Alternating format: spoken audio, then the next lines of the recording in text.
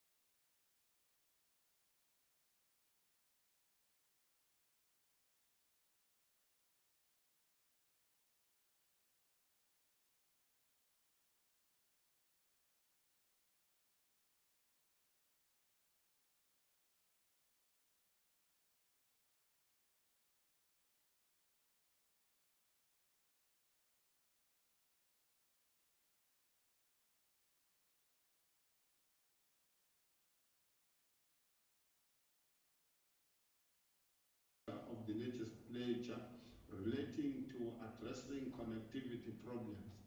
The Speaker has ruled that the following measures will be adopted to try and assist members who may not be able to participate due to connectivity issues. If a member has connectivity problems, the presiding officer will continue with the speakers on the speaker's list for the debate. If the members regains connectivity before the response to the debate by the member of the executive has commenced, the presiding officer will be flexible in applying the speaker's list, and the member will be allowed to continue and finalize his or her speech.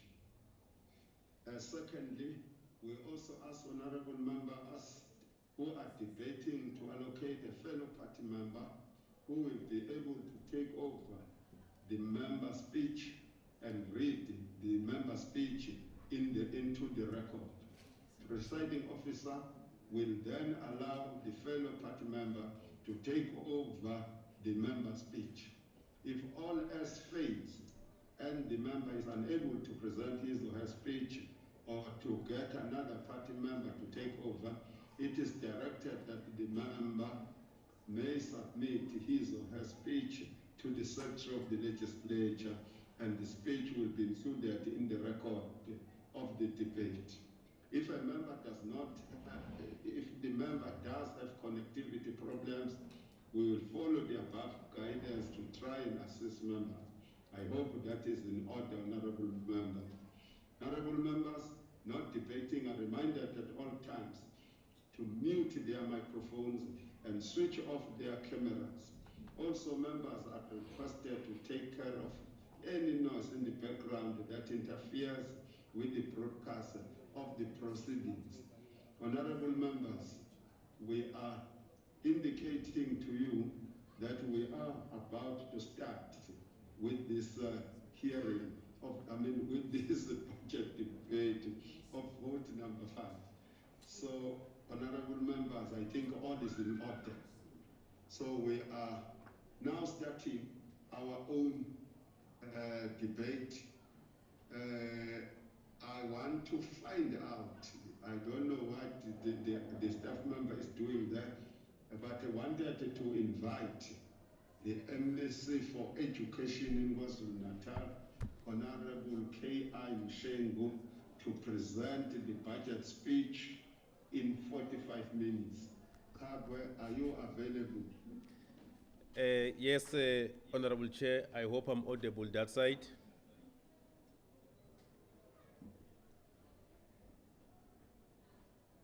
Chair? You are audible, Honorable MEC. So we can begin, Chair. Thank you so much, Honorable Chair and honorable members, for affording us the opportunity to present the 2021-2022 budget policy statement for Vote 5 Department of Education. As we table this budget policy statement for 21-2022, we recall the instructive words of former President Mandela during the Education Africa Presidential and Premier Education Award ceremony in November 1997, where he observed that, and I quote, "Our own reconstruction and development effort, the renaissance of the entire continent, and our successful interaction in the global village depends largely on the progress we make in educating our populations." These words simplify our theoretical disposition on education and help us to give clarity of our perspective and generate faith in our work. When odds are stacked against us, they remind us that there is no alternative to education in the reconstruction and the renaissance of the entire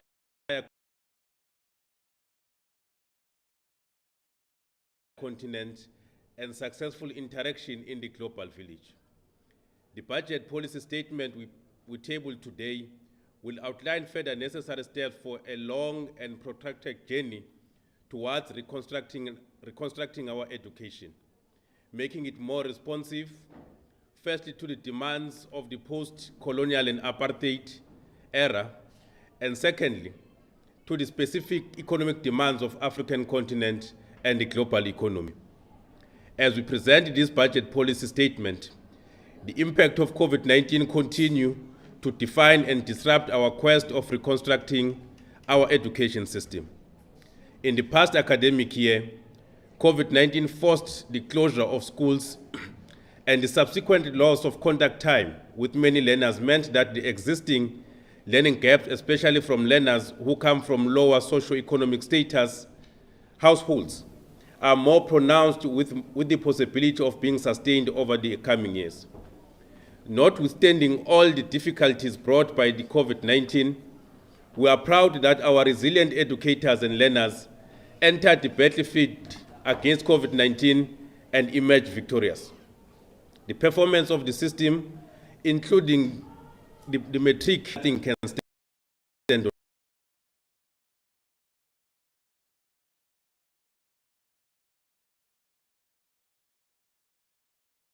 on our way.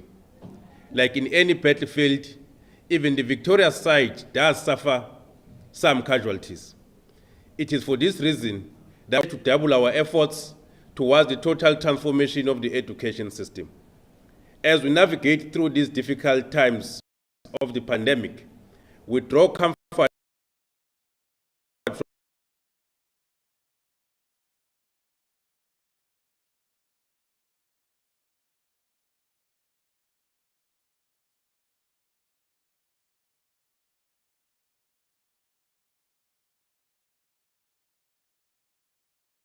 from the fact that our measures put in place in all our schools in the province continue to withstand the test of time.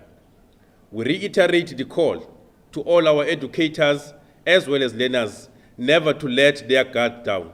They should exercise maximum caution and follow all prescribed protocols. The strategic intent, honorable members of the department, is articulated in our vision of striving to be an innovative hub for quality teaching and learning that produces learners developed to exploit opportunities for lifelong success. At the center of this vision is a classroom where all efforts should be positively felt. Our schools must therefore be urgently transformed into innovative hubs for quality teaching and learning. In line with this ambitious vision, we have said, we have further enumerated features of a school that can be described as an innovative hub. And these features include the following: a culture of continuous improvement, frequent and appropriate teacher development, realizing expectations for learner success, adequate curriculum resources, effective teaching and learning, focus on STEM and other gateway subjects, focus on literacy, numeracy, and digital skills, strong leadership management and management in schools, effective support for district or from district and head office, proper guidance on subject choices, strong parent and community involvement, and rewarding schools that do work or that perform.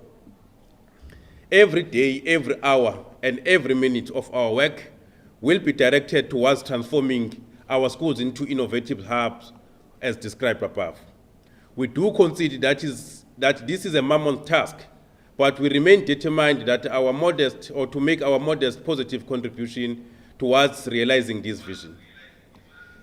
Honorable Chair, the former Vice Chancellor of Education in Colombia, Vicky Kolbeck, made a telling observation in the study titled The Worldwide Educating for Future Index 2018. She said, and I quote, "If you transport a doctor from 100 years ago into a hospital, that doctor will be lost because everything has been changed in medicine. If you put a teacher from 100 years into a classroom today, he or she will find not much has really changed," unquote. If we are to succeed in making our schools innovative hubs for quality teaching and learning, changes in the classroom setup can neither be avoided nor delayed. In keeping with these necessary changes, the past financial year saw the department piloting 2 e-learning solutions in selected schools in our province. These are Microsoft 365 and the Gamma solution. The former works with connectivity, whilst the latter works offline and was piloted in 100 schools in the district of Utugela and Umzinyati. We now are in a better position to determine what will work for the department. As such, we have decided to roll out an integrated e-education to 54 selected schools in this 2021-2022 financial year. The key features of these schools will be the following: access to digital content and cloud-based learning aids and applications, access to internet services targeting 10 megabyte upload and download capabilities in all classrooms, replacement of all chalkboards with interactive smart whiteboards, media-stroke computer centers, fully equipped smart classrooms for virtual teaching and learning, digital libraries, science laboratories, resourcing all educators with laptops, training all educators on the use of ICT in their lesson plans and delivery. All schools to be built and those that will be renovated will have to comply with these features for our new generation schools. Facilitating ease of governance in our schools is also crucial in turning our schools into innovative hubs. Principals, as managers of schools, should spend greatest part of their time within school premises. For this to happen, principals need to be properly resourced to manage schools effectively. We have since launched a program of one principal, one laptop, with an aim of ensuring that principals are able to work online and reduce traveling time for submissions of reports and attending workshops or meetings that can be done virtually. This will further make it easy for principals to effectively use the HR app in the process of appointing educators and thereby reduce the time it takes to fill a post. The availability of budget will determine the pace of the rolling out of this massive project of modernizing ways of teaching, learning, and governance. Whatever it takes, we are determined to succeed, for failure is not an option. Honorable members, a few years ago, the department identified the need to establish focus schools as a way of exploiting our comparative advantage as the province and further equip our learners with knowledge that will enable them to be compatible with the ever-changing education landscape. Among these focus schools are the following: the Anton Lambert Maths, Science and Technology School or Academy, the School of Innovation. On the 15th of February 2021, we officially opened Anthony Lambert Maths, Science and Technology Academy. This is the first of its kind in the province, and as the name suggests, the school is focused on maths, science, technology, and innovation. The school for this year houses 134 grade 8 learners who are drawn from all walks of life, including those whose background will not have allowed them to access such a school without financial support. To keep the school sustainable yet accessible, 50% of the learners are fee-paying and 50% are non-fee paying. We'll continue to invest more on this school so that it meets the intended objectives.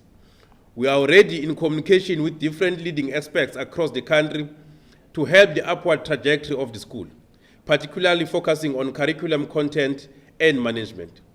The second one is Maritime School. Amongst the comparative advantage of the province is its coastline. The ocean economy remains unexplored and has a potential of providing a variety of opportunities in, amongst other areas, gas and oil exploration, shipbuilding and maintenance, tourism, aquaculture, and many more. We have successfully secured a suitable site for construction, and it is expected that we will break the ground in the last quarter of this year. The School of Agriculture remains one of the key economic sectors in the province. The department aims to increase the number of agricultural schools in the province and had identified Dablaman's combined school to be converted into agricultural school. Thorough preparations had been undertaken, working together with the Farmers Association in the area. However, honorable members, we are disappointed that the Farmers Association is now reneging from all the principled agreements reached in areas of cooperation, which make it impossible to continue with Dablaman's as an agricultural school. We, however, are pursuing the engagements, but if all fails, we'll be forced to look for another suitable site.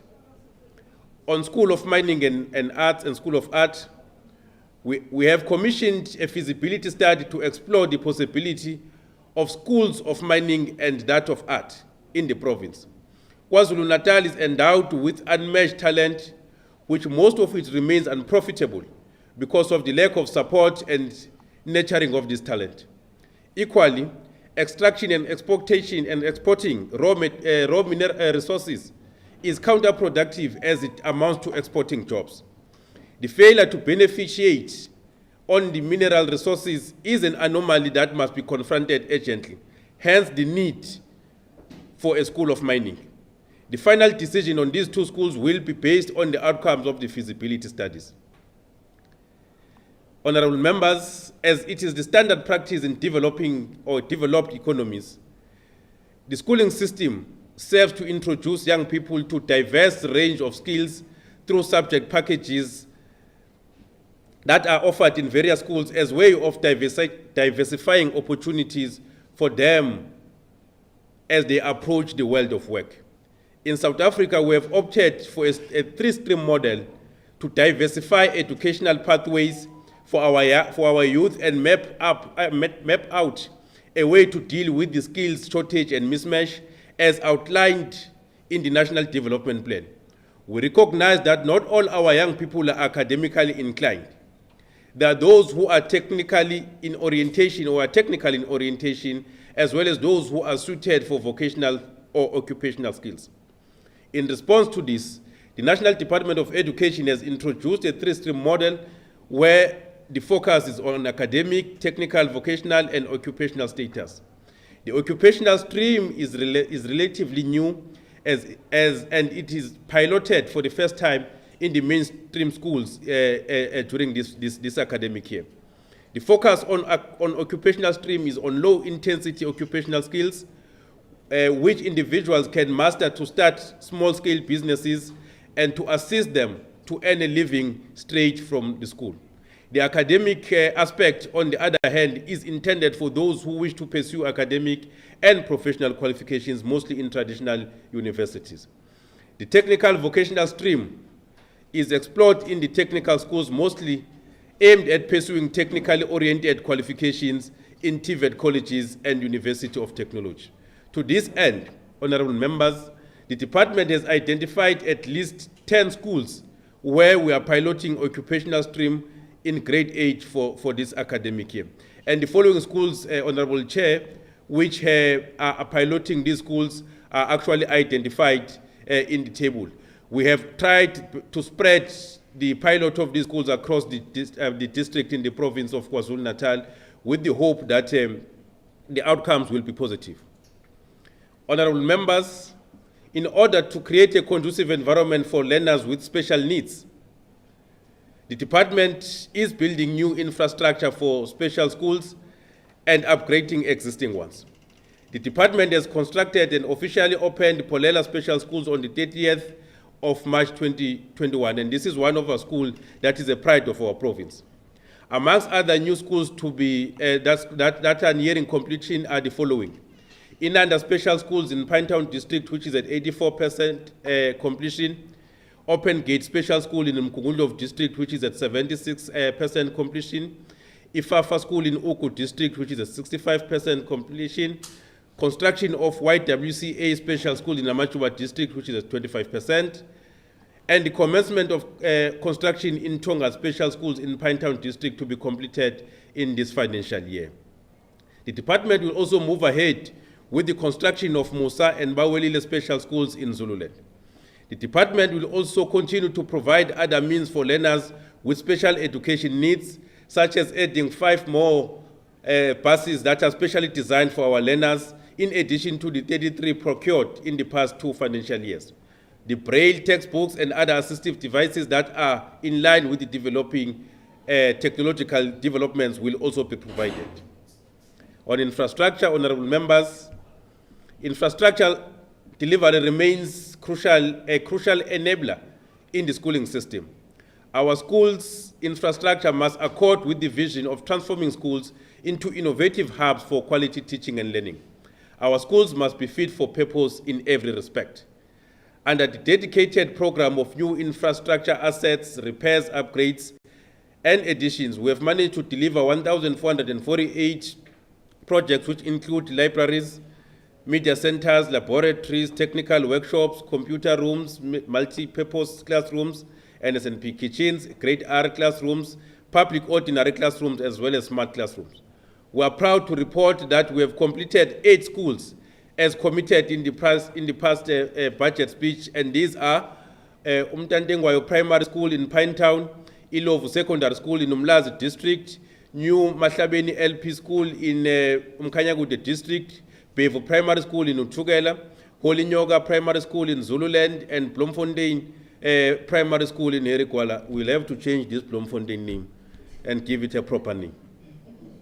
We are making a commitment that in the current financial year, we will deliver new 6 schools, which include Sinotando Primary School in Umzinyati District, Kucabangeni Secondary Schools in Umzinyati District again, Xolo Senior Primary School in Herikwala District, Solomon Mahlangu Primary School in Konubia, J.G. Zuma Secondary School, both in Pinetown District. Fellow compatriots, it is public knowledge that out of 4,898 pit latrines identified in the country during the audit conducted by DBE in April 2018, 1,377 pit latrines were found in the province of KwaZulu-Natal.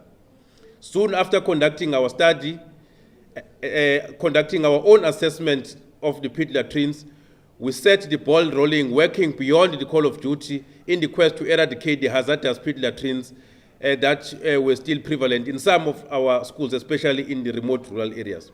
To this end, we can report that 410 pit latrines out of 1,377 have since been eradicated. There are 526 under construction and due to be completed in this financial year. There are also 171 projects which are in various stages, including tendering, evaluation, and awarding for this financial year. It should also be noted that 51 of these schools will no longer require the intervention as they have been closed due to the non-availability or non-viability status. On boreholes program, the borehole program is currently being implemented in 1,158 schools across the province. The 1,158 schools were drawn from the list of schools currently being provided water by municipal water tankers. We are excited to report that the department has installed and completed boreholes in 133 schools. 533 schools have been handed over and boreholes are under construction. There are 381 on tender stage ready for award, with site handover scheduled to take place during this financial year. The 89 schools are in design and planning will be implemented within the MTEF. On effective curriculum management, honorable members, effective curriculum management and delivery is the fulcrum of improving learner performance. Our system has been maturing over years, with the past year being the greatest test of its resilience. Faced with the disruptive effects of COVID-19, the system was able to withstand the effects and perform generally well throughout the grades, with the class of 2020 performing at exceptionally 77.3%. The province also managed to improve bachelor passes from 44,189 in 2019 to 51,060 in 2020. Diploma passes from 32,696 in 2019 to 35,195 in 2020. And distinctions from 41,901 in 2019 to 50,005 in 2020. Based on the analysis of the previous performance, we have put in place the 2021 Academic Improvement Plan and revised the curriculum management and delivery strategy. The aim is to improve learner performance in all grades, with also targeting to break through into the 80% bracket for the for matric pass rate in 2021. Our interventions in this regard will entail the following: supervising the taught curriculum at classroom level, monitoring and evaluating the curriculum implementation, providing support services and resources to educators, providing skills development training for educators, developing exemplars and demonstration programs for quality learning activities, and quality assuring the assessment for learning. Particular focus will also be given to improve performance in gateway subjects such as maths, physical science, and other technical subjects. This academic improvement plan, honorable members, will remain a pipe dream without educators in class. And this year has been a very difficult year to achieve timeless placement of educators in class. The internal challenges have been compounded by the budget cuts and the movement of surplus educators as we start a new 3-year cycle for their movement. We continue to work with the unions and other stakeholders to ensure that we expeditiously resolve the outstanding placement of educators to our schools. Honorable members, studies across the globe indicate that a learner who has gone through quality foundation phase is likely to perform exceptionally well in subsequent grades. Therefore, if we are to perfect the performance of the entire system, special attention and investment should be given to foundation phase.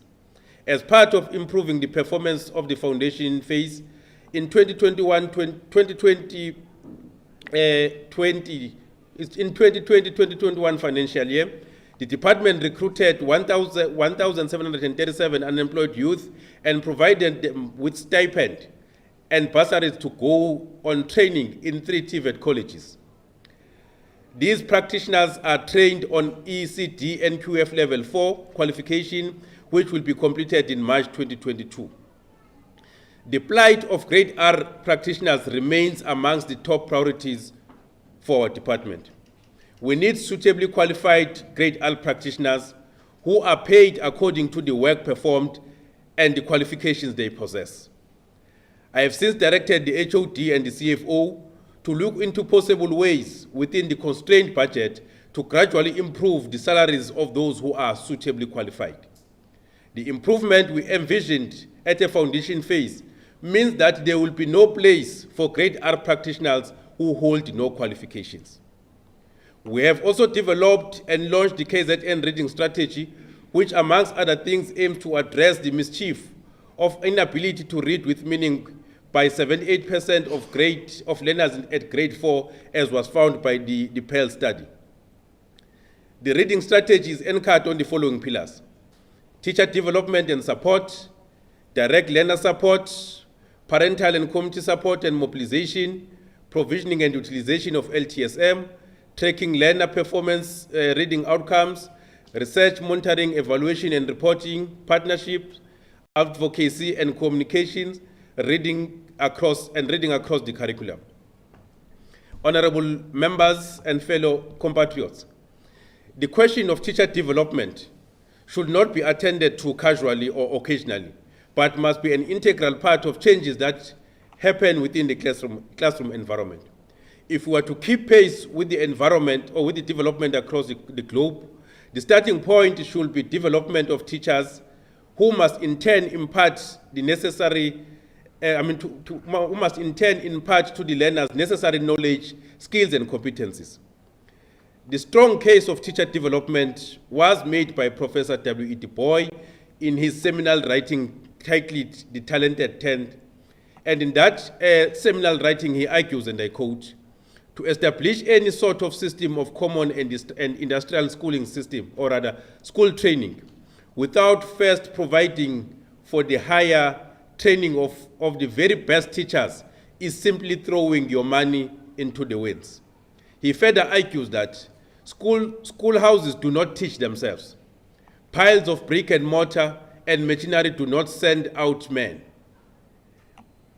In the training of the living human soul, or rather it is the training of the living human soul, cultivated and strengthened by long study and thought, that breathe the real breath of life into boys and girls and make them human, whether they are black or white, unquote. Professor Du Bois reminds us that we can build state-of-the-art schools which are necessary, but the product will not change if we do not invest on the development of teachers. He tells us that it may be futile to give learners latest gadgets when they are still to be taught by a teacher who has not modernized the ways of imparting knowledge and skills to these learners.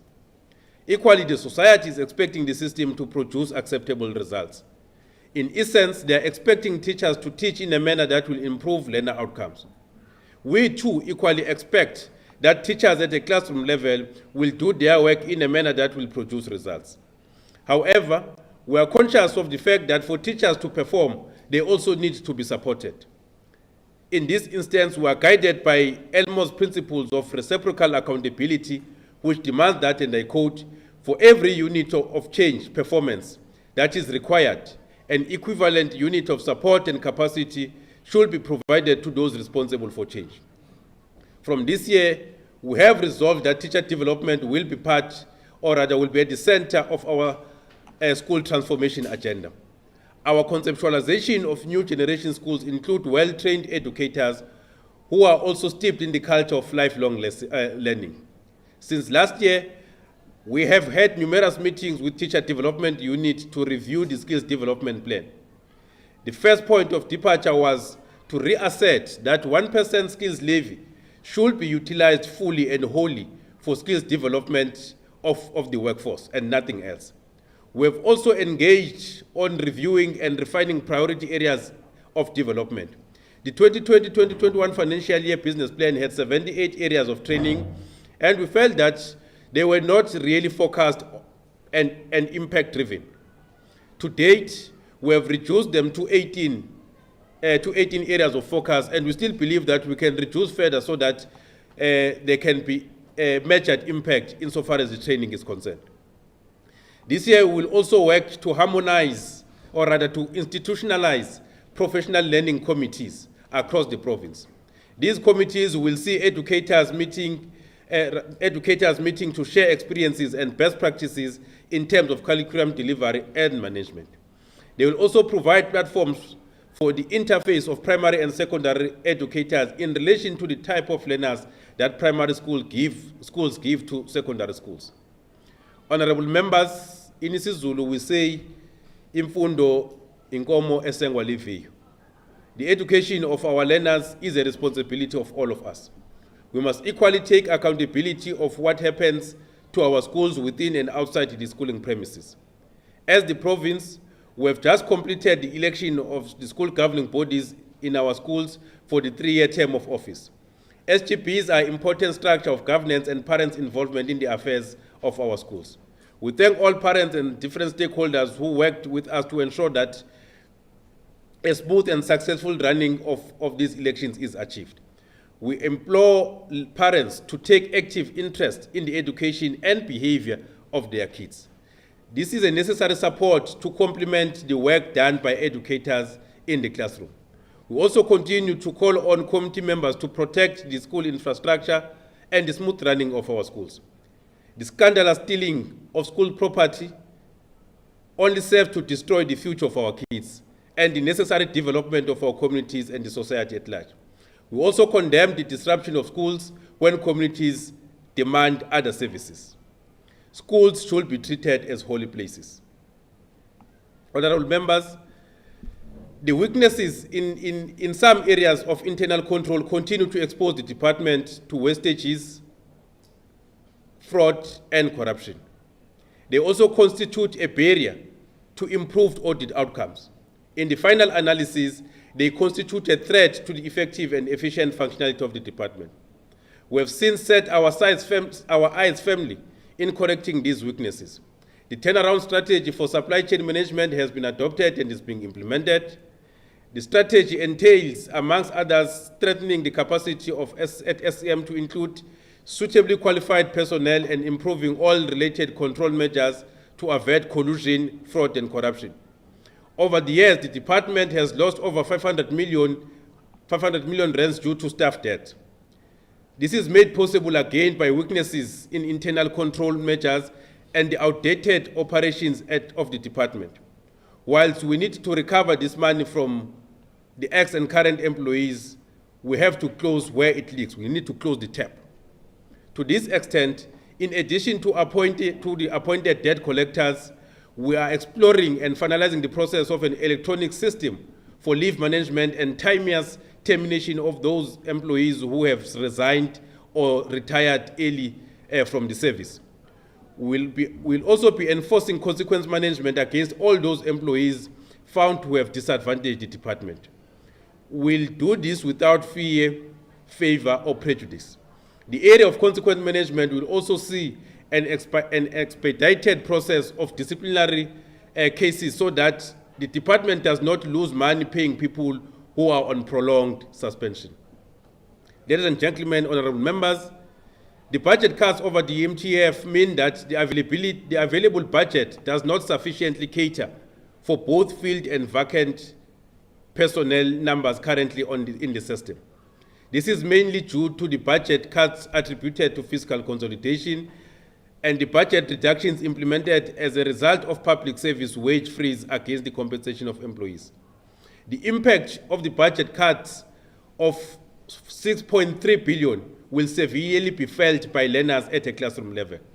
Because of these budget cuts, it is now a reality that we need to face that we will have classrooms that will be left without educators, that schools will not be sufficiently supported by district offices, and that head office will not be able to efficiently support the entire system. The pace of building new schools and renovations and additions will be fatally impaired. Whilst we have introduced stringent cost-cutting measures, which include, amongst others, cutting off unnecessary and unapproved traveling of staff members, limiting approved traveling kilometers to 1,750, capping KZN cars, petrol cards to 3,000 a month, cutting on legal cost, proper management of staff leave and exit packages, and consolidation of small and non-viable schools. These measures, honorable members, will not, and I repeat, will not fully mitigate against the impact of the budget cuts. Honorable members, allow us to present the 2021-2022 budget allocation for the Department of Education. And the budget is allocated as follows. Administration is 1,880,350,000 rand. Program 2, which is public ordinary schools, 44,177,863,000. Program 3, which is independent school subsidies, 95,799,000 rand. Program 4, which is public special schools, 1,400,246,000. Program 5, which is early childhood development, 1,551,898,000 rand. Program 6, which is infrastructure development, 2,522,973,000. Program 7, which is examination, 1,654,911,000. The total budget for Department of Education 2022-2021 financial year is 53,184,040,000. In conclusion, Honorable Chair, I wish to recognize the invaluable contributions of all members of the legislature across the political lines in giving us support to the work we do as a department. Notwithstanding minor skirmishes, it is encouraging that majority of members in the legislature refuse to treat education based on their political affiliations. I want to thank the Premier and my fellow colleagues in the Provincial Executive Council for the wisdom and the support they give to the department at all times. To the Portfolio Committee on Education, you continue to make our work much more easy. Your role on oversight and ensuring accountability only serves to strengthen our resolve. To our stakeholders, particularly the unions and school governing body associations, we appreciate the frank, brutal, yet progressive engagements we normally hold. You are indeed a pillar of a thriving department. To my family, I thank you for the continued support. I thank you, Honorable.